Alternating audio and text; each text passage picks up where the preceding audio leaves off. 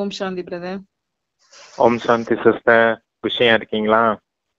குஷியா இருக்கேன் பிரதர். நீங்க குஷியா இருக்கிறீங்களா? டபுள் குஷியில இருக்கேன். அப்பா நிறைய புதையெல்லாம் பத்தி சொல்லியிருக்காரு இன்னைக்கு. உங்களுக்கு சத்தியுகத்துல நிறைய புதையெல்லாம் கிடைக்க போகுது அப்படின்னு சொல்லியிருக்காரு. நீங்க விசக்கடல்ல இருந்து பார்க்கடலுக்கு போக போறீங்க. அந்த பார்க்கடல்ல உங்களுக்கு அவ்வளவு பொக்கிஷங்களும் கிடைக்க போகுதுன்னு சொல்லியிருக்காரு. அதெல்லாம் யோசிச்சு பார்த்துட்டு அதான் டபுள் குஷியில இருக்கேன். சரி சரி. அந்த குஷியோட நம்ம 26/7/2024 முரளிக்கான கேள்வி பதில பார்க்கலாம். ஃபர்ஸ்ட் क्वेश्चन, பகவான் வந்துவிட்டார் என்பதை எந்த ஒரு யுக்தியின் மூலம் நிரூபித்து சொல்லுவீங்க? ஆமா பிரதர். டேட் 26/7/2024 சொல்லிட்டேன் பிரதர். சொல்லிட்டீங்களா? Okay okay. அது அன்னைக்கு முரளி क्वेश्चन தான் இது. பகவான் வந்துவிட்டார் என்பதை எந்த ஒரு யுக்தியின் மூலம் நிரூபித்து சொல்லுவீங்க அப்படின்னு கேக்குறாங்க. அதுக்கு என்ன ஆன்சர்னா, இன்றைக்கு எவ்வளவு மனிதர்கள் தங்களையே பகவான்னு சொல்லி கொண்டிருக்கிறாங்க, உங்களை அபலைகள் என்று புரிந்து கொள்றாங்க. இப்போது அவர்களுக்கு எப்படி புரிய வைப்பது?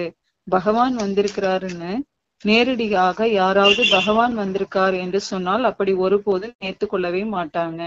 ஆகையினால புரிய வைக்கிறதுக்கு யுக்தி வேணும். அப்படியே பகவான் வந்திருக்காருன்னு யாருக்குமே சொல்லக்கூடாது. உங்களுக்கு 2 தந்தை என்று முதல்ல புரிய வைக்கணும். ஒருவர் பரலௌகீக எல்லையற்ற தந்தை, மற்றொருவர் லௌகீக எல்லைக்குட்பட்ட தந்தை. இவர்கள் சரியாக சொல்கிறார்கள்னு புரிந்து கொள்ளும் அளவுக்கு நல்ல விதத்துல அறிமுகத்தை கொடுக்கணும். எல்லையற்ற தந்தையிடம் இருந்து எவ்வாறு ஆஸ்தி கிடைக்குது என்பது யாருக்குமே தெரியாது. தந்தையிடமிருந்துதான் ஆஸ்தி கிடைக்குது. இப்படி மனிதர்களுக்கு 2 தந்தை இருக்கிறாங்கன்னு யாருமே சொல்ல மாட்டாங்க. நீங்கள் நிரூபித்து சொல்றீங்க. எல்லைக்குட்பட்ட லௌகீக தந்தையிடம் இருந்து எல்லைக்குட்பட்ட ஆஸ்தியும், பரலௌகீக எல்லையற்ற தந்தையிடம் இருந்து எல்லையற்ற, அதாவது புதிய உலகத்தின் ஆஸ்தியும் கிடைக்குது. புதிய உலகம் சொர்க்கம் ஆகும். அதுவும் எப்போது பாபா வருகிறாரோ அப்போதுதான் வந்து கொடுக்க முடியும். அந்த தந்தை தான் புதிய உலகத்தை படைக்கக்கூடியவர் ஆவார். மற்றபடி நீங்கள் வெறுமனே பகவான் வந்திருக்காருன்னு சொன்னால் ஒருபோதும் ஏற்றுக்கொள்ளவே மாட்டாங்க. இன்னும் தான் பரிகாசம் செய்வாங்க, கேட்கவே மாட்டாங்க. சத்யுகத்துல புரிய வைக்கிறது இல்ல. எப்போது புரிய வைக்கப்படுகிறது என்றால் பாபா எப்போது வந்து படிப்பை கொடுக்கிறாரோ அப்போதுதான். ஆமா, உங்களுக்கு 2 அப்பா இருக்காங்கன்னு சொல்லிதான் புரிய வைக்கணுமே தவிர, இப்படி நேரடியா உங்ககிட்ட பகவான் வந்திருக்காருன்னு சொன்னீங்கன்னா அவங்க உங்களை கிண்டல் பண்ணுவாங்க, பரிகாசம் பண்ணுவாங்க அப்படிங்கறதெல்லாம் சொல்றாரு இல்லையா? அப்ப உங்களுக்கு என்னன்னு சொல்லி புரிய வைக்கணும். 2 தந்தை இருக்காங்க. ஒண்ணு எல்லைக்குட்பட்ட தந்தை, ஒருத்தர் கூடவே இருக்காரு, லௌகீக தந்தை, அவரு உடலை கொடுத்திருக்காரு. இன்னொருத்தர் பாரலௌகீக தந்தை, அவர் ஆத்மாக்களின் தந்தை. நம்ம எல்லாரும் ஆத்மாக்களா இருக்கோம். எல்லா ஆத்மாக்களுக்கும் ஒரே ஒரு தந்தை இருக்காரு, அவர் தான் பரமாத்மா. இந்த லௌகீக தந்தை கிட்ட இருந்து உடலுக்கான ஆஸ்தி, இந்த ஒரு பிறவிக்கான ஆஸ்தி அவர் என்ன சேர்த்து வச்சிருக்காரோ, அந்த தந்தை என்ன வச்சிருக்காரோ அதை கொடுத்துட்டு போவாரு. வீடு, சொத்து இதெல்லாம் இருக்கு இல்லையா? அந்த பிறவி அவர் என்ன சம்பாதிச்சு சேர்த்து வச்சாரோ அதை உங்கள்கிட்ட கொடுத்துட்டு போவார். அது போல இந்த எல்லையற்ற தந்தை என்ன காரியம் செய்யறாரு அப்படின்னா, அவருடைய ஆஸ்தியான அந்த சொர்க்கத்தை குழந்தைங்களான உங்களுக்கு தராரு அப்படின்றத சொல்லி புரிய வைக்கணும் அப்படிங்கிறாரு. அவர் ஒருத்தரானதான் அந்த சொர்க்கத்தின் ஆஸ்தியை கொடுக்க முடியும் அப்படின்னு சொல்லி புரிய வைங்க அப்படிங்கிறாரு. அப்ப அவங்க புரிஞ்சுக்கிடுவாங்க 2 தந்தை இருக்காங்க, சொல்லிடக்கூடாதுன்னு சொல்றாங்க. ஆமா, யுக்தியா நடந்துக்காங்க அப்படின்றாரு. டைரக்டா சொன்ன என்ன செய்வாங்க? கிண்டல் பண்ணுவாங்கன்னு சொல்றாரு பாபாவே. பரிகாசம் பண்ணுவாங்க. நெக்ஸ்ட், பாபா எந்த வதனத்தில் புரிய வைப்பதற்காக வந்திருக்காரு? இதுதான் உலகமா இருக்கு, பாபா புரிய வைப்பதற்கு இங்கு வர வேண்டி இருக்குது. மூலவதனத்துல புரிய வைக்கப்படுறது இல்ல, ஸ்தூல வதனத்துலதான் புரிய வைக்கப்படுது. குழந்தைங்க அனைவரும் தூய்மையற்றவர்களாக இருக்கிறாங்க என்பதை பாபா தெரிஞ்சிருக்காரு. எந்த வேலைக்கும் உதவாதவர்களாக இருக்கிறாங்க. இந்த உலகத்துல துக்கமே துக்கம்தான் இருக்குது. அதனாலதான் இங்க வர வேண்டியதா இருக்குங்கிறாங்க பாபா. ஆமா, மூலவதனத்துல எதுவும் புரிய வைக்க முடியாது. ஏன்னா அது உடல் இல்லாத அமைதி நிறைந்த உலகம், சாந்தி தாமம் இல்லையா? அங்கெல்லாம் எதுவும் புரிய வைக்க முடியாது, அங்க இருந்து எதுவும் இயக்க முடியாது. இங்க ஸ்தூல வதனத்துக்கு, இந்த உலகத்துக்கு வாயை பயன்படுத்திதான் உங்களுக்கு ஞானத்தை கொடுக்க முடியும் அப்படிங்கறத சொல்றாரு அப்பா. மூலவதனத்துல எந்த காரியமும் நடக்கிறது இல்ல, ஸ்தூல வதனத்துலதான் இந்த காரியங்கள் நடக்குது அப்படின்னு புரிய வைக்கிறாரு. இங்கதான் பேச முடியும், இங்கதான் ஞானம் கொடுக்க முடியும், இங்கதான் முயற்சி செய்ய முடியும். பரந்தாமத்துல அந்த சாந்தி தர்மத்துல மூலவதனம் சொல்லப்பட்ட இடத்துல என்னதுங்க? இது டாக்கி வேர்ல்டுன்னு சொல்லுவார்ல பாபா. ஆமா, இது டாக்கி வேர்ல்டு. ஆமா ஆமா. சூட்சமவதனம் மூவி வேர்ல்டு. அது வந்து சைலண்ட் வேர்ல்டு. சதுகத்துல எது கூட நோய்வாய்ப்படுவதில்லை அப்படின்னு பாபா கேக்குறாங்க. அதுக்கு என்ன ஆன்சர்னா, நீங்க விஷக்கடல்ல இருக்கிறீங்க, உண்மையில நீங்க பார்க்கடல்ல இருந்தீங்க. விஷ்ணுபுரியை பார்க்கடல்னு சொல்லப்படுது. இங்கே இப்போது பார்க்கடல் கிடைக்க முடியாது, எனவே குளத்தை உருவாக்கிட்டாங்க. அங்கே பாலாறு ஓடுதுன்னு சொல்றாங்க. பசுக்கள் கூட அங்கே முதல் தரமானதாக பெயர் பெற்றதாக இருக்குது. இங்கே மனிதர்கள் நோய்வாய்ப்படுறாங்க, அங்கே பசுக்கள் கூட நோய்வாய்ப்படுறதில்ல, நலமுடன் இருக்கும். விலங்குகள் கூட நோய்வாய்ப்படுறதில்ல. இதற்கும் அதற்கும் நிறைய வித்தியாசம் இருக்குது. இதை பாபா வந்துதான் சொல்றாரு. உலகத்துல யாருமே தெரிஞ்சிருக்கல, இது சங்கம யுகம் என்று உங்களுக்கு மட்டும்தான் தெரியும் அப்படிங்கிறாங்க. ஆமா, தந்தை வந்து விஷக்கடல்ல இருந்து பார்க்கடலுக்கு அழைச்சிட்டு போறேன், படகோட்டியா வந்து அழைச்சிட்டு போறேன்றத சொல்றாரு. உங்க வாழ்க்கைங்கிற படகை கரை சேர்க்கக்கூடியவர் இவர் தான். அப்ப அந்த சத்தியுகத்துல பாத்தீங்கன்னா பசுக்களுக்கு கூட நோய் வர்றது இல்ல, நோய் வராது, ஃபர்ஸ்ட் கிளாஸ் முதல் தரமானதான் இருக்கும். ஆனா இங்க பாருங்க, எல்லாமே நோய் வருது, பசுக்களுக்கு வருது, மனிதர்களுக்கு வருது, எல்லாருக்குமே வருது. அங்க யாருக்குமே இந்த நோய் இருக்காது அப்படிங்கறத சொல்றாரு அப்பா. அப்ப இந்த நிலைமையில இருந்து நீங்க அந்த நிலைக்கு போகணும்னா தூய்மையற்றவரிலிருந்து தூய்மை ஆகணும். இப்ப தூய்மையானீங்கன்னா தான் அப்படிப்பட்ட சரீரமும் கூட உங்களுக்கு கிடைக்கும் அப்படிங்கறத சொல்றாரு. செல்வ செழிப்போட இருப்பீங்க அப்படிங்கறத சொல்றாங்க. பார்க்கடல்னு சொன்னார் இல்லையா? நெக்ஸ்ட், பாபாவுக்கு எப்படி எல்லாம் பெயர் வச்சுட்டாங்க அப்படின்னு பாபா கேக்குறாரு. இப்ப வந்து பாபா வந்திருக்காருங்கிறத குழந்தைங்களாக நம்ம தெரிஞ்சிருக்கிறோம். உலகம் இதை புரிந்து கொள்ள முடியாது. யார் 5000 ஆண்டுக்கு முன்னாடி வந்திருக்கிறாங்களோ அவர்கள் தான் புரிந்து கொள்ளுவாங்க. ஆகையினாலதான் கோடியில் சிலர், அந்த சிலரிலும் சிலர்னு புகழ் இருக்குது. நான் எப்படி இருக்கிறேன், என்னவாக இருக்கிறேன், குழந்தைகளுக்கு என்ன கற்றுக் கொடுக்கிறேன் என்பதை குழந்தைகளாக நீங்க தெரிஞ்சிருக்கிறீங்க. வேறு யாருமே புரிஞ்சிக்க முடியாது. நாம் எந்த சாகார மனிதரிடமும் படிக்கவில்லை என்பதை நீங்க தெரிஞ்சிருக்கிறீங்க. நிராகாரமானவர் படிக்கிறார், நிராகாரமானவர் மேலே இருக்கிறார், அவர் எப்படி படிப்பிப்பார் என்று குழந்தைகள் கண்டிப்பாக குழம்புவாங்க. அது வந்து இதுக்கு என்ன ஆன்சர் கொஸ்டின்னா, நாம் தெரிந்துள்ளதை வேறு யாரும் தெரிந்து கொள்ளவில்லை என பாபா சொல்றதுக்குதான் இந்த கொஸ்டினுக்கு ஆன்சர். நம்ம தெரிஞ்சிருக்கிறத மத்தவங்க தெரிஞ்சிருக்கல. ஆமா, நிராகாரமானவர் வந்து இங்க ஸ்தூல வதனத்துலதான் வந்து புரிய வைக்க முடியுமே தவிர அங்க இருந்து புரிய வைக்க முடியாது. அப்ப உங்களுக்கு பாடம் கற்பிக்கிறவர் யாரு அப்படின்னா இந்த பிரம்மா கிடையாது. பிரம்மாவுக்குள்ள வந்த பரமாத்மா, பரமாத்மாவை தான் ஞான கடல்னு சொல்லப்படுது. அந்த ஞான கடல் தான் வந்து உங்களுக்கு பாடம் கற்பிக்கிறாரு. இது குழந்தைங்களான நீங்க புரிஞ்சிருக்கீங்க, மற்றவர்கள் இதை புரிஞ்சுக்க முடியாது அப்படிங்கறத சொல்றாருப்பா. இது இன்னொரு இந்த கொஸ்டினுக்கு என்ன பாத்தீங்கன்னா, பாபாவுக்கு எப்படி எல்லாம் பெயர் வச்சுட்டாங்கன்னு சொன்னதுக்கு, இப்ப வந்து பாபா வந்து அனைவரையும் திரும்பி அழைத்து செல்றாரு.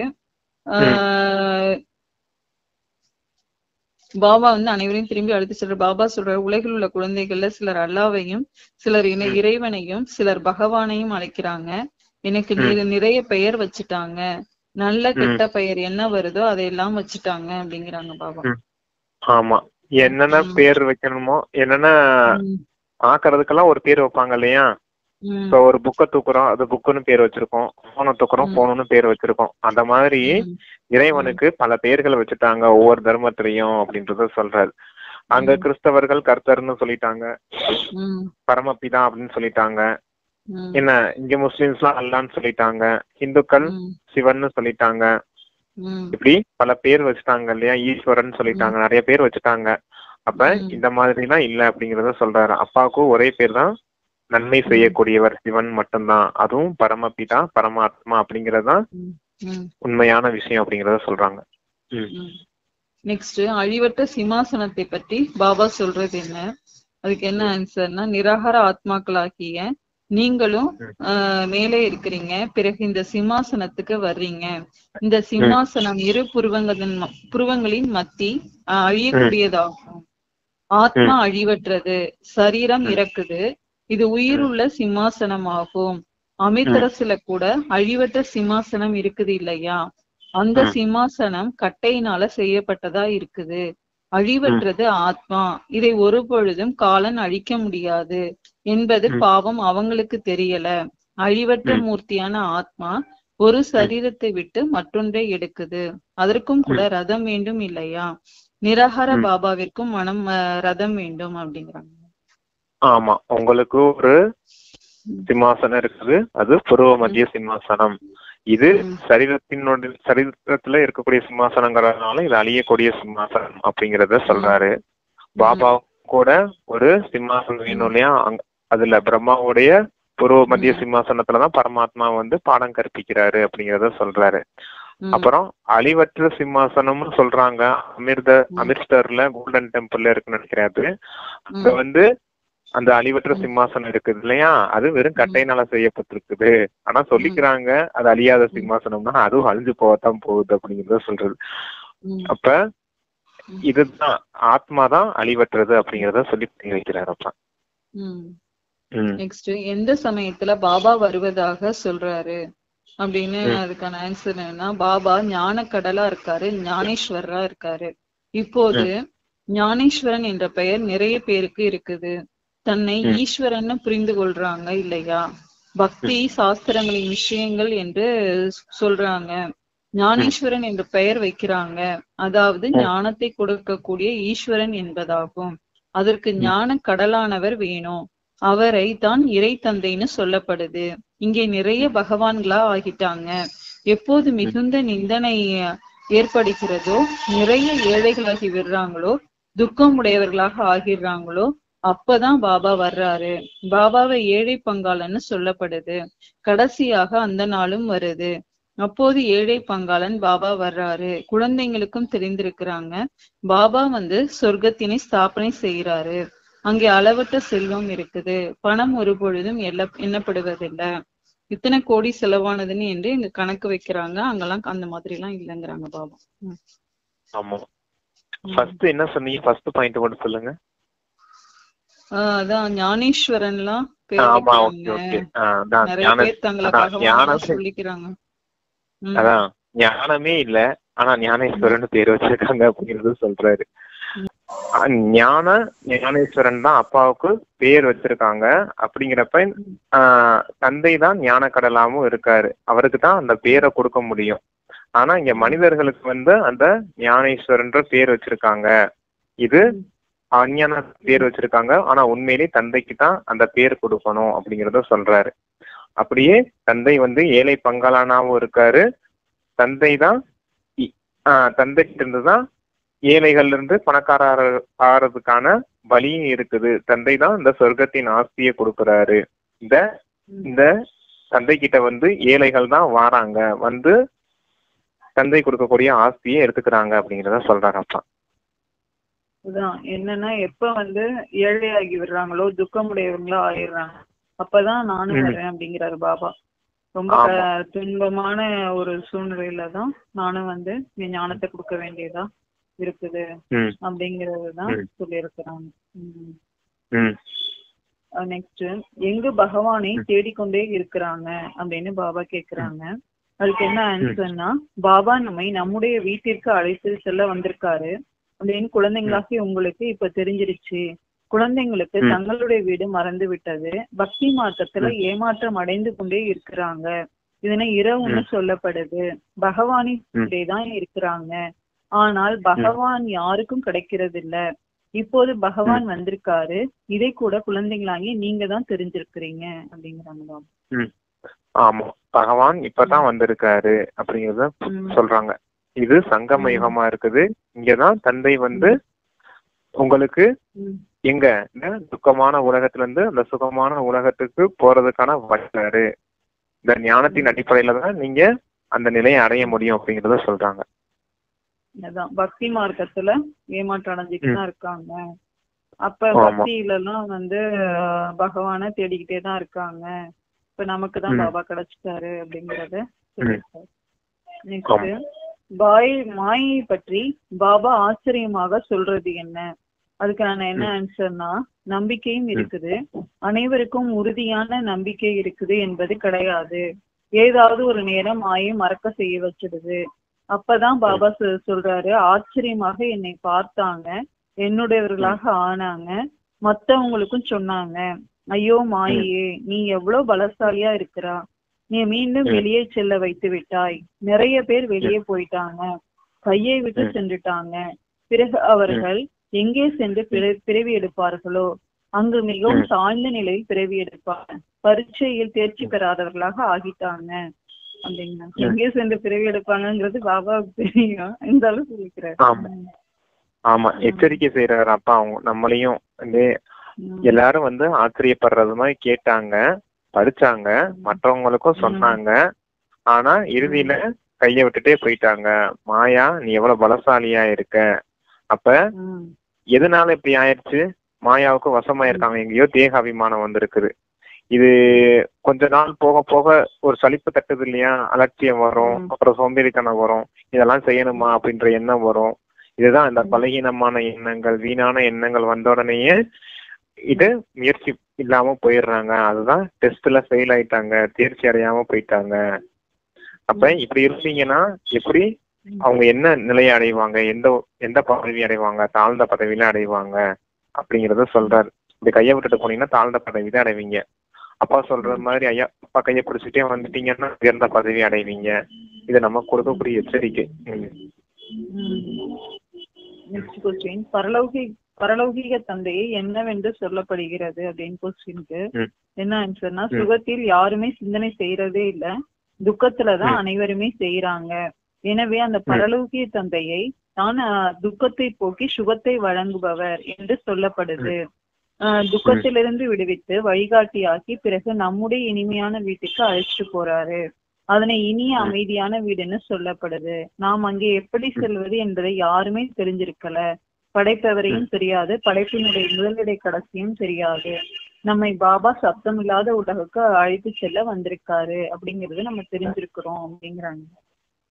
ஆமா, முதல்ல சுகத்துல யாருமே நினைக்கிறதே கிடையாது இறைவனை. அரை கல்பமா நம்ம வாழ்ந்தோம் இல்லையா தேவி தேவதைகளா, அப்ப சுகத்துல யாருமே இறைவன் நினைக்கவே இல்லை. எப்ப துக்கம்னு ஒண்ணு ஆரம்பிச்சதோ துவாபர யுகத்துல, அப்பந்தான் பக்தியை ஆரம்பிச்சிருக்கோம். அப்ப அடுத்த அரை கல்பம் தந்தையை நினைவு செஞ்சுட்டே வந்திருக்கோம், துக்கத்திலேயே நினைவு செஞ்சுட்டு வந்திருக்கோம். அப்ப இப்ப அளவற்ற துக்கமா இருக்குது. இந்த துக்கத்துல இருந்து தந்தை உங்களை விடுவிச்சு தாமத்துக்கு அழைச்சிட்டு போறேன். சாந்தி தாமத்துக்கு போனதுக்கு அப்புறம் நீங்க அமைதியாயிடுவீங்க. அப்புறம் உங்களுக்கு சுகதாமத்துக்கு போறதுக்கான வழி கிடைச்சிடும் அப்படிங்கறது சொல்றாரு. இது ஒரு சக்கரமா இருக்குது. சாந்தி தாமம் ஃபர்ஸ்ட், ரெண்டாவது சுகதாமம். சுகதாமத்துல யாருமே நினைக்கல அப்பாவை. எப்போ துக்கம்னு வந்துச்சோ அப்பதான் அப்பாவை நினைக்கிறோம். துக்கத்துலதான் பக்தி மார்க்கம் ஆரம்பிக்குது. இப்ப பக்தியின் இறுதி நேரம் வந்தாச்சு. இப்ப மறுபடியும் வீட்டுக்கு போகணும், அதான் சாந்தி தாமத்துக்கு போகணும் அப்படிங்கறத சொல்றாரு அப்பா. எதை படிக்கிறதன் மூலம் படிக்கிறது இல்ல அப்படின்னு பாபா கேக்குறாங்க. அதுக்கு என்ன ஆன்சர்னா, பாபா சொல்றாரு, குழந்தைங்களே, இந்த வேத சாஸ்திரங்கள் போன்றவை படிக்கிறதுனால உங்களுக்கு எந்த பிராப்தியுமே ஏற்படுறது இல்ல. பகவானை அடையறதுக்காக தான் சாஸ்திரங்கள் படிக்கிறாங்க. பகவான் சொல்றாரு, சாஸ்திரங்கள் படிக்கிறதன் மூலம் நான் கிடைக்கிறது இல்ல, என்னை இங்கே அழைப்பதே இந்த தூய்மையற்ற உலகத்தை தூய்மையாக்குங்க என்றுதான். இந்த விஷயங்களை யாருமே புரிஞ்சு கொள்ளவே இல்லை அப்படிங்கிறாங்க பாபா. ஆமா, சாஸ்திரத்தாலாம் தந்தைய அடைய முடியாது. தந்தைய இது சாஸ்திரத்துல அப்படி ஒண்ணும் பெருசா இல்ல அப்படிங்கறத சொல்றாரு. என்னைய கூப்பிட்டது நீங்க எப்படி கூப்பிட்டீங்க? தூய்மையற்றவர்களை தூய்மையாக்கக்கூடியவரை வாருங்கள் அப்படின்னு தானே கூப்பிட்டீங்க. அதுதான் இப்ப வந்திருக்கேன். மொத்தமாவே தூய்மையற்றவர்களா மாறிட்டீங்க. இப்ப நான் உங்களை தூய்மையாக்கி அழைச்சிட்டு போறதுக்காக வந்திருக்கேன் அப்படிங்கிறாரு. சத்யுகத்துல எதை சொல்ல மாட்டார்கள் அப்படின்னு பாபா கேக்குறாங்க. அதுக்கான ஆன்சர் என்னன்னா, கல்புத்தி அல்லவா. பள்ளியில் குழந்தை படிக்கவில்லை என்றால் நீ கல்புத்தி உடையவன் சொல்றாங்க. சத்யுகத்துல அப்படியெல்லாம் சொல்ல மாட்டாங்க. தங்க புத்தியாக மாற்றக்கூடியவர் பரமபிதா, எல்லையற்ற தந்தை ஆவார். இந்த சமயத்துல உங்களுடைய புத்தி தங்கமாகும். ஏன்னா நீங்க பாபாவோட இருக்கிறீங்க. பிறகு சத்யுகத்துல கண்டிப்பா கொஞ்சம் வித்தியாசம் இருக்கும். 1250 ஆண்டுகள்ல 2 கலைகள் குறையுது. வினாடி வினாடியாக 1250 வருடங்கள்ல கலை குறைந்து கொண்டே செல்லுது. நீங்கள் பாபாவை போல ஞானக்கடலாக சுகக்கடலாக ஆகும்போது உங்களுடைய வாழ்க்கை இந்த சமயத்துல முற்றிலும் முழுமையானதாக ஆகுது அப்படிங்கிறாங்க. ஆமா, உங்களுடைய புத்தி கல் புத்தியா இருக்குது. குழந்தைங்களை ஸ்கூல்ல திட்டும் போது கூட சரியா படிக்கணும்னா நீ கல் புத்தியுடையவன் திட்டுவாங்க இல்லையா, அது போல எல்லாரும் கல் புத்தியுடையவர்களா இருந்தீங்க கலியுகத்துல அப்படிங்கறத சொல்றாரு. சத்தியுகத்துல பாருங்க எல்லாரும் தங்க புத்தியுடையவர்களா மாறிடுவீங்க. அங்க ஒருபோதும் இப்ப உங்களை திட்ட மாட்டாங்க கல் புத்தின்னு, ஏன்னா எல்லாருக்குமே தங்க புத்தி கிடைச்சிருவாங்க அப்படிங்கிறாரு. அப்ப 1250 வருஷம் கழிச்சு உங்களுக்கு 2 கலைகள் குறையுது, கொஞ்சம் கொஞ்சமா குறைஞ்சு வரும்போது இறுதி நேரத்துல தங்க புத்தி வந்து கல் புத்தியா ஆகுறீங்க. இப்ப மறுபடியும் அப்பா கல் புத்தி வந்து தங்க புத்தியா மாத்துவாரு. இது கூட சக்கரம் தான். ஆமா. நெக்ஸ்ட், உருவாக்கப்பட்ட உருவாகின்ற நாடகத்தை பற்றி பாபா சொல்லி இருக்கிறது என்ன? இதுல என்ன ஆன்சர்னா, முதல்ல நீங்க சாந்திதாமத்துக்கு போறீங்க, பிறகு சுகதாமத்துக்கு வர்றீங்க. சாந்திதாமத்துல அமைதிதான் இருக்குது, பிறகு சுகதாமத்துக்கு வர்றீங்க. அங்கே அசாந்தியின் விஷயம் கொஞ்சம் பிறகு கீழே இறங்க வேண்டியதா இருக்குது. நிமிடத்திற்கு நிமிடம் உங்களுடைய வீழ்ச்சி நடந்துட்டு தான் இருக்குது. புதிய உலகத்திலிருந்து பழைய உலகமாகி கொண்டே போகுது. அப்போதுதான் பாபா சொல்றாரு, கணக்கிடுங்க 5000 ஆண்டுகள்ல எவ்வளவு மாதம், எவ்வளவு மணிகள். அப்போது மனிதர்கள் அதிசயப்படுவாங்க. இந்த கணக்கு முழுமையா சொல்லி இருக்கிறேன், துல்லியமான கணக்கு எழுதணும். இதுல கொஞ்சம் கூட வித்தியாசப்படக்கூடாது. நிமிடம் நிமிடமாக டிக் டிக்னு போயிட்டே இருக்குது. முழு ரீலும் திரும்பவும் ஓடுது. சுற்றி பிறகு ரோல் ஆகி விடுது. பிறகு அதுவே தான் திரும்பவும் நடக்கும். இது பெரிய ரோல், மிகவும் அதிசயமா இருக்குது. இதையெல்லாம் அளக்க முடியாது. முழு உலகத்தின் நடிப்பு என்ன நடக்குதோ அது டிக் டிக் போயிட்டே இருக்குது. ஒன்று மற்றொன்றை போல இருக்காது. இந்த சக்கரம் சுற்றி கொண்டே இருக்குது. அது எல்லைக்குட்பட்ட நாடகம், இது எல்லைக்கு அப்பாற்பட்ட நாடகமா இருக்குது. இது அழிவற்ற நாடகம்னு முன்னால் நீங்க தெரிந்திருக்கவில்லை. உருவாக்கப்படுகின்ற நாடகம் எது நடக்க வேண்டுமோ அதுதான் நடக்குது. புதிய விஷயம் ஒன்றும் இல்லை. அநேக முறை வினாடி வினாடியாக இந்த நாடகம் நடந்துகிட்டே இருக்குது. வேறு யாருமே இந்த விஷயங்களை புரிய வைக்க முடியாது அப்படிங்கிறாங்க பாபா. ஆமா, இது ஏற்கனவே பார்த்தோம். இந்த டேப் ரெக்கார்ட்ல ரீல்ஸ் ஒருத்தம் பாத்திருக்கீங்களா? இங்கிட்டு இருக்கிறது ஃபுல்லா அங்கிட்டு போகும், அங்கிட்டு இருக்கிறது ஃபுல்லா இங்கிட்டு வரும்னு. இது அந்த தியேட்டர்ல செய்வாங்க. அந்த தியேட்டர்ல படம் ஓட்டும் போது அந்த ரீல் பெட்டியை மாட்டினாதான் அந்த ரீல்ல என்ன இருக்குதோ அதனுடைய வெளிப்பாடு, அந்த படத்தினுடைய வெளிப்பாடு அங்க ஸ்கிரீன்ல தெரியும் இல்லையா? ஸ்கிரீன்ல சினிமா பாக்குறோம் இல்லையா? அந்த மாதிரி இங்கேயும் இது எல்லைக்குட்பட்ட நாடகமா இருக்குது, இது எல்லையற்ற நாடகமா இருக்குது. இது ஏற்கனவே உருவாக்கப்பட்ட நாடகமா இருக்குது. ஏற்கனவே இந்த ரீலு எடுத்து பிக்ஸ் ஆகி இருக்குது. திருப்பியும் அந்த ரீல்ல என்னென்ன ஷூட் ஆயிருக்குதோ அதெல்லாம் வெளியாகிட்டு இருக்கு அப்படிங்கறத சொல்றாரு. ஒவ்வொரு செகண்டுமே வினாடி வினாடியா டிக் டிக் டிக் டிக்னு நகர்ந்துகிட்டே போகுது. சொல்லுவாரு சில விஷயத்துல, சில முறையில இந்த நாடகம் தேன் ஊறுறது மாதிரி மெதுவா ஊர்ந்து போய்கிட்டே இருக்குது அப்படின்னு. எறும்பு ஓடுச்சுன்னா எப்படி ஓடும்? ஊறுச்சுன்னா ஸ்பீடா ஓடும். அதே தேன் ஊறுனதை பாத்திருக்கீங்களா? அது அசைறதே தெரியாது, அவ்வளவு மெதுவா போகும் இல்லையா? அந்த மாதிரி இந்த நாடகம் கூட அவ்வளவு மெதுவா வினாடிக்கு வினாடி போய்கிட்டே இருக்குது. ஆனா ஒரு வினாடி போல இன்னொரு வினாடி இருக்காது. மொத்தமா இது 5000 வருஷத்துக்கான விஷயமா இருக்குது. ஒரு செகண்ட் போல இன்னொரு செகண்ட் இருக்காது. அப்படின்னா ஃபர்ஸ்ட் சத்தியுகமா இருந்துச்சு 16 கலைகள், திரேதாயுகமா இருந்துச்சு 14 கலைகள்ல, இப்படி கொஞ்சம் கொஞ்சமா இறங்கி வரும். துவாபர யுகத்துல 8 கலைகள், கலியுகத்துல 4 கலைகள், இறுதியில ஒண்ணுமே இல்லை, 0 ஆயிட்டோம். இப்ப 0ல இருந்து தந்தை மறுபடியும் 16 கலைகளுடையவரா மாத்துறாரு. இதுதான் முழு சக்கரமும். இது ஒவ்வொரு வினாடியும் மாறி மாறி வந்துகிட்டே இருக்குது. ஆல்ரெடி இது பிக்ஸ் ஆயிருக்குது, மறுபடியும் இந்த ரீல் சுத்திக்கிட்டு இருக்குது அப்படிங்கிறாரு. அதுதான் பாபா இன்னைக்கு கூட குட்டிக்கர்ண விளையாட்டுன்னு சொல்லியிருக்காரு. நேத்து சொன்னாரு குட்டிக்கர்ண விளையாட்டு. நெக்ஸ்ட் பிரதர், இந்த கலியுகத்திற்கு பாபா கூறும் பெயர் என்ன? அதுக்கான ஆன்சர் என்னன்னா, முதல்ல பாபாவுடைய அறிமுகத்தை கொடுக்கணும். எல்லையற்ற தந்தை எல்லையற்ற ஆசி கொடுக்கிறாரு. அவருக்கு ஒரே ஒரு பெயர் சிவன் என்பதாகும். பாபா சொல்றாரு, எப்போது தர்ம நிந்தனை அதிகமா ஏற்படுதோ அப்பதான் நான் வந்தேன். இதைதான் கருமையான கலியுகம்னு சொல்லப்படுது. இங்க நிறைய துக்கம் இருக்குது. கருமையான கலியுகத்துல எவ்வாறு தூய்மையாக இருக்க முடியும்னு நிறைய பேர் கேக்குறாங்க. ஆனால் அவர்களுக்கு தூய்மையாக்குபவர் யார் என்பது தெரியவே இல்லை. பாபா தான் சங்கம யுகத்துல வந்து தூய்மையான உலகத்தை ஸ்தாபனை செய்யறாரு. அங்கே கணவன் மனைவி இருவரும் இருக்கிறாங்க. இங்க இருவருமே தூய்மையற்றவர்களாக இருக்கிறாங்க. இந்த உலகமே தூய்மையற்றதா இருக்குது. அது தூய்மையான உலகம் சொர்க்கமாகும், இது நரகமாகும் அப்படிங்கிறாங்க. ஆமா, நரகம் தூய்மையற்றதா இருக்குது. தந்தை சொர்க்கத்தை ஸ்தாபனம் செய்யறதுக்காக வந்திருக்கேன். அப்ப தூய்மையற்றவர்ல இருந்து நீங்க தூய்மை ஆகணும். நீங்க எப்ப தூய்மையோ அப்பதானே சொர்க்கத்துக்கு போக முடியும் அப்படிங்கறத சொல்றாரு. தூய்மை தூய்மையற்றது, நரகம் சொர்க்கம், துக்கம் சுகம் இப்படின்னு இன்னைக்கு ஃபுல்லா அதான் மாத்தி மாத்தி சொல்லிட்டு இருக்காரு. நரகம் எப்படி இருக்கு, சொர்க்கம் எப்படி இருக்குது அப்படின்னு நீங்க ஃபுல்லா டிஃபரன்ஸ் பண்ணி சொல்லிட்டு இருக்காரு. இப்ப கலியுகத்திலே இப்ப கருமையான கலியுகம்னு இதுக்கு பேர் வச்சுட்டாரு. ஏன்னா இப்ப முடிய போகுது இல்ல அந்த கலியுகம், அதனால ரொம்ப கருமையான கலியுகமா இருக்குது அப்படிங்கிறாங்க. ஆமா. நெக்ஸ்ட், நாளுக்கு நாள் எங்கு வளர்ச்சி அதிகரித்து கொண்டே போகும்னு பாபா கேக்குறாங்க. அதுக்கான ஆன்சர் என்னன்னா, குழந்தைங்களாகி நீங்க வரிசைக்கிரமமான முயற்சியின்படி புரிந்து கொண்டு இருக்கிறீங்க. புரிய வைக்கிறதுலயும் கஷ்டம் இருக்குது.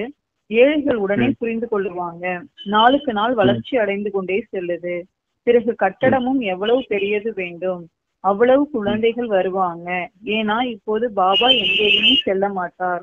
முன்னால் யாருக்கும் சொல்லாமலே பாபா அவராகவே சென்றார். இப்போது குழந்தைகள் இங்கே வந்து கொண்டே இருப்பாங்க. குளிரிலும் வர வேண்டி இருக்கும், ஏற்பாடுகள் செய்ய வேண்டி இருக்கும். இந்தந்த சமயத்துல வாருங்கள். பிறகு கூட்டம் இருக்காது.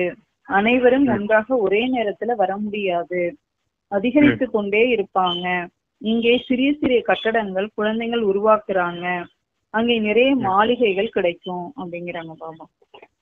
ஆமா, இங்க கட்டடங்கள்லாம் கட்டுறாங்க. நிறைய பேர் வந்துகிட்டே இருப்பாங்க. தந்தை எல்லா இடத்துக்கும் போக முடியாது இல்லையா, அதனால எல்லாரும் தந்தையை தேடி வராங்க. அதனால இங்க கட்டடங்கள்லாம் கட்ட வேண்டியது இருக்குது அப்படிங்கறத சொல்றாரு. இங்க எல்லாம் சின்ன சின்ன கட்டடங்களா இருக்கும், அங்க உங்களுக்கு பெரிய பெரிய மாளிகை எல்லாம் கிடைக்க போகுது அப்படிங்கிறாரப்பா. வர்றத பத்தி சொல்றாரு. வளர்ச்சி அடைஞ்சிட்டே பிராமண மக்கள் அதிகரிச்சுட்டே இருக்காங்க, வந்துகிட்டே இருக்காங்க. அங்கேயும் இப்ப பில்டிங்ஸ் கட்டிக்கிட்டே தான் இருக்காங்க. அவ்வளவு பில்டிங்ஸ் கிளம்பிட்டே தானே இருக்கு. இது எல்லாமே வளர்ச்சி அடைஞ்சுக்கிட்டே தான் இருக்குது.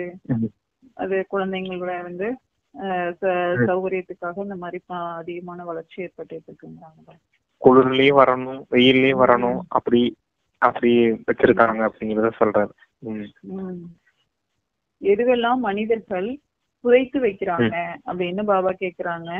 அதுக்கான ஆன்சர் என்னன்னா, பணம் அனைத்தும் மண்ணோடு மண்ணாக ஆகிடும் என்பதை குழந்தைங்களாக நீங்க தெரிஞ்சிருக்கிறீங்க. நிறைய பேர் இப்படி செய்யறாங்க. குழி தோண்டி அதுக்குள்ள வச்சிடுறாங்க.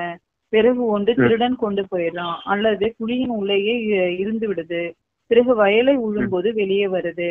இப்போது விநாசம் நடக்கும், அனைத்தும் புதைந்து விடும். பிறகு அங்கே அனைத்தும் புதியதாக கிடைக்கும். அப்படி நிறைய ராஜாக்களின் போட்டு இருக்குது. அங்கே நிறைய ஜாமான்கள் புதைந்திருக்கிறது. பெரிய பெரிய வைரங்கள் கூட வெளியே வருது. அது ஆயிரங்கள் லட்சங்கள் வருமானம் ஆயிடுது. சொர்க்கத்துல நீங்கள் உழுது அப்படி ஏதும் வைரங்கள் போன்றவை வெளிவரும் என்பதெல்லாம் கிடையாது. இல்ல, அங்கே ஒவ்வொரு பொருளும் சுரங்கங்கள் போன்றவை புதியதாக நிரம்பிவிடும் அப்படிங்கிறாங்க. ஆமா, சொர்க்கத்துல பாருங்க உங்களுக்கு இயல்பாவே எல்லாமே கிடைக்க போகுது. சுரங்கமா இருக்கும், தங்கம் வைரம் எல்லாமே கிடைக்க போகுது. ஆனா இங்க பாருங்க என்ன செஞ்சு வைக்கிறாங்க அப்படின்னு, குழி தோண்டி புதைச்சு வைக்கிறாங்களாம். வைரகரியங்களை கிடைச்சது, பணத்தை, தங்க காசெல்லாம் புதைச்சு வைக்கிறாங்க இல்லையா, புதையல் மாதிரி. இந்த மாதிரி சொல்றாங்க, புதைச்சு வைக்கிறாங்க. இத சில நேரம் திருடர்களும் திருடிட்டு போயிடுறாங்க. இல்லாட்டினா குழிக்குள்ளே இருந்துருது. அத இந்த வயல் உழுகும் போது அது வெளிப்படுது அப்படிங்கறத சொல்றாரு. அதனால எடுத்தவங்க லாபம் அடைகிறாங்க அப்படிங்கறதுக்காக சொல்றாரு. அப்ப இது எல்லாமே மண்ணோடு மண்ணாக போகுது. எடுத்து எவ்வளவு பேரு நல்ல ஒரு இதாயிடுறாங்கல்ல, வசதியாயிடுறாங்க. ஆமா, எல்லாத்துக்கும் கணக்கு இருக்கு இல்லையா. உங்களுக்கு போய் சேர்ந்துரும். ஆமா, சேர்ந்துரும். அதான் இந்த கலியுகத்துல இப்படி இருக்குது. ஆனா சத்தியுகத்துல இப்படி எல்லாம் தோண்டி எடுக்கணும், உழும்போது எடுக்கணும் அப்படிங்கிற அவசியம் தான் கிடையாது. உங்களுக்கு இயல்பாவே அங்க களஞ்சியம் நிறைய இருக்கும், சுரங்கமா இருக்கும் அப்படிங்கறது சொல்றாரு. இந்த பூமிக்கு என்ன இல்லை என்று பாபா கேக்குறாங்க. அதுக்கான ஆன்சர் என்னன்னா, இங்க கல் பூமியாக இருக்குது, எனவே சக்தியே இல்லை அப்படிங்கிறாங்க பாபா. பூமிக்கு சக்தி இல்லை. ஏன்னா எப்பவுமே அந்த அளவுக்கு தரமான பொருட்கள்லாம் பயிரிடப்படலை இல்ல. விதை போடுறாங்க, அதில் சக்தியே இல்ல. அழுக்கான அசுத்தமான பொருட்கள் போட்டுடுறாங்க.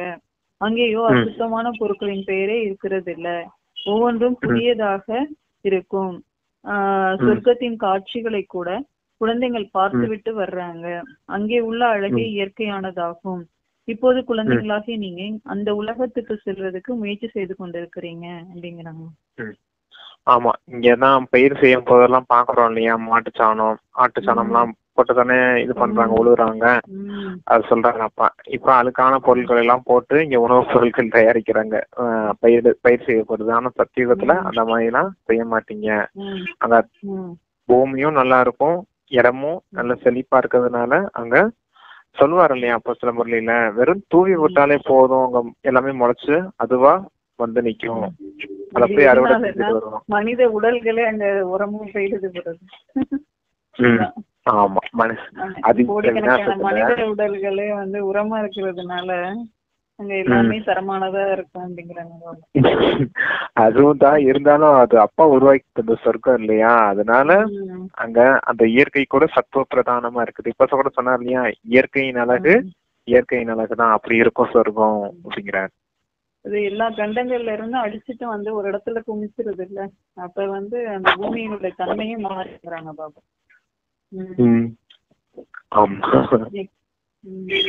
நெக்ஸ்ட், எந்த குழந்தைகள் மாயாவிடம் சவால் விடுவாங்க அப்படின்னு பாபா கேக்குறாங்க. அதுக்கான ஆன்சர் என்னன்னா, தந்தையின் பல மடங்கு உதவிக்கு பாத்திரமான குழந்தைங்க மாயாவின் சண்டையில சவால் விடுவாங்க. உன்னுடைய வேலை வருவது, என்னுடைய வேலை வெற்றி அடைவது. அவர்கள் மாயாவின் சிங்க ரூபத்தை சிட்டுக்குருவியாக நினைப்பாங்க. ஏன்னா மாயாவின் ராஜ்யம் இப்பொழுது முடிவடைய போகுது. நாம் அநேக முறை வெற்றியடைந்த ஆத்மாக்கள். நம்முடைய வெற்றி 100% நிச்சயிக்கப்பட்டது என்பதை அறிவாங்க. இந்த நிச்சயிக்கப்பட்ட போதை பாபாவின் பல மடங்கு உதவியின் அதிகாரத்தை கொடுக்குது. இந்த போதையின் மூலம் எளிதாக மாயாவை வென்று விடுவீங்க அப்படிங்கிறாங்க. ஆமா, இதுக்குதான் 4 பாயிண்ட் எல்லாம் ஞாபகம் வச்சுக்கிட்டோம்னா மாயா வெற்றி அடையிறது ஈஸியா இருக்கும். அப்பா சொன்ன எல்லா விஷயமும் அந்த 4 பாயிண்ட் இருக்கும். வெற்றி என்னுடைய பிறப்புரிமை, அதுதான் 100% வெற்றி உங்களுக்கு உறுதியா இருக்குது, இதுல உங்களுக்கு நிச்சயம் இருக்கணும் அப்படிங்கிறது சொல்றாரு இல்லையா. வெற்றி என்னுடைய பிறப்புரிமை, என்னுடைய கழுத்து மாலை, நான் தான் கல்பா வெற்றியாளன், நான் மாஸ்டர் சர்வசக்திவான் ஆத்மா, ஏன்னா சர்வசக்திவான் என் கூடவே இருக்காரு, இந்த போதையிலே இருங்க, மாயாவை வெற்றி அடைஞ்சிருவீங்க அப்படின்னு. அதேதான் இந்த வரதானத்துல அப்பா அப்படியே சொல்லியிருக்காரு. ஏன்னா பல கோடி மடங்கு உதவி கிடைக்கும், பல மடங்கு உதவி தந்தையிடமிருந்து கிடைக்கணும்னா இந்த போதையில இருந்தீங்கன்னா தந்தையோடைய உதவிக்கு பாத்திரமானவர்களா மாறிடுவீங்க. பாபா அடுத்த கொஸ்டின் கேக்குறாங்க, எந்த சக்தியை சேமிக்க வேணும்னு கேக்குறாங்க. எண்ணத்தின் சக்தியை சேமிப்பு செய்து தனக்காக மற்றும் உலகிற்காக இதனை பயன்படுத்துங்க அப்படிங்கிறார். ஆமா, எண்ணத்தின் சக்தி என்ன சக்தி அப்படின்னா ஆத்மாவின் சக்தி. அப்ப ஆத்மாவுடைய உன்னதிக்காகவும் இந்த உலகத்தினுடைய நன்மைக்காகவுமே நீங்க இந்த எண்ணத்தின் சக்தியை பயன்படுத்தணும். இன்னமும் தேகம், தேக உலகம், தேக பொருட்கள், தேக உறவுகளுக்காக செய்யறது, இது பின்னாடியே போயிட்டு இருந்தீங்கன்னா இந்த எண்ணத்தின் சக்தி வீணான கணக்குல போயிடும் அப்படிங்கறத சொல்றாரு. அப்ப உங்களுடைய சுய மாற்றத்துக்காகவும் உலக மாற்றத்துக்காகவும் இந்த எண்ணத்தையே பயன்படுத்துங்க அப்படிங்கிறாரு அப்பா. இன்னைக்கு கொஸ்டின் ஆன்சர் முடிஞ்சிருச்சு. கிளான்ஸ் அப்படியே பாத்துருவோம். ஃபர்ஸ்ட் பாபா வந்து தன்னுடைய அறிமுகத்தை கொடுக்கும் போது நீங்க வந்து முதல்ல 2 தந்தையோட அறிமுகம் கொடுங்க அப்படின்னு சொல்லியிருக்காங்க. எல்லைக்குட்பட்ட தந்தை, எல்லையற்ற தந்தையை கொடுத்து புரிய வைங்க, டைரக்டா எதுவும் சொல்லிடாதீங்க அப்படிங்கிறாரு பாபா. நெக்ஸ்ட் பாத்தீங்கன்னா இது ஸ்தூல வதனத்தை பத்தி சொல்லியிருக்காங்க. அந்த வதனத்துலதான் பாபா வந்து புரிய வைக்க, ஸ்தூல வதனத்துல இல்ல அப்படின்னு. சத்தியுகத்துல பசுக்கள்லாம் நோய்வாய்ப்படுறது இல்ல, அங்க எந்த விலங்குகளும் நோய்வாய்ப்படல அப்படிங்கிற பாயிண்ட் சொல்லியிருக்காரு பாபா.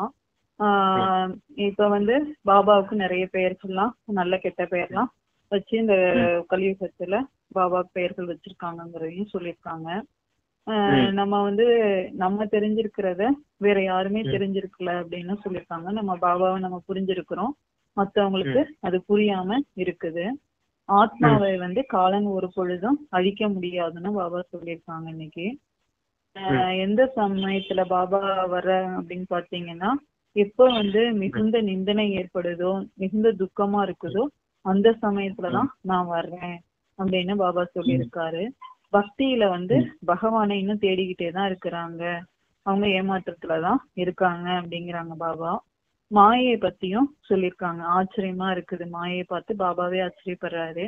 மாயை எவ்வளவு பலசாலியா இருக்குது, குழந்தைங்க அதனால கையை விட்டு போற அளவுக்கு மாயை அந்த அளவுக்கு அடி கொடுக்குதுங்கிறாங்க.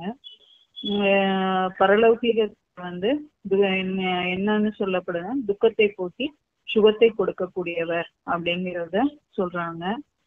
சாஸ்திரங்களை படிக்கிறதன் மூலமாலாம் பாபா கிடைக்கிறது இல்ல அப்படின்னு இன்னைக்கு சொல்லியிருக்காங்க. கல்புத்தி உடையவன்ங்கிற வார்த்தையை வந்து சத்தியுகத்துல பயன்படுத்த மாட்டாங்க. ஏன்னா சத்தியுகத்துல எல்லாருமே தங்க புத்தியோட தான் இருப்பாங்க.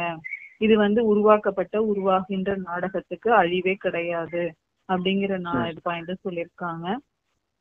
இந்த கலியுகத்துக்கு கருமையான கலியுகம் அப்படிங்கிற பேர் இருக்கு அப்படின்னு சொல்லியிருக்காங்க.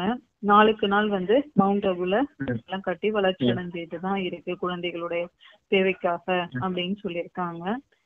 தங்கம், வைரம், பணம் எல்லாமே புதைக்கப்பட்டிருக்குது இந்த இதுல. அங்க வந்து அந்த மாதிரி அவசியம் எல்லாம் தோண்டி எடுக்க வேண்டிய அவசியம் எல்லாம் இருக்காது சொர்க்கத்துல அப்படின்னு இருக்காங்க. இப்ப இந்த பூமிக்கு வந்து சக்தியே இல்லாம இருக்குது, அந்த அளவுக்கு எதுவுமே இல்லாம சக்தியற்ற நிலையில இருக்குது அப்படிங்கிறாங்க. குழந்தைங்க வந்து தந்தையின் பல மடங்கு உதவிக்கு பாத்திரமான குழந்தைங்க தான் மாயாட்ட சவால் விடுறாங்க அப்படின்னு இருக்காங்க.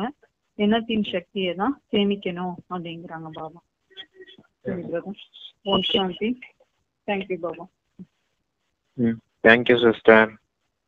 ஓம் சாந்தி. நன்றி பாபா.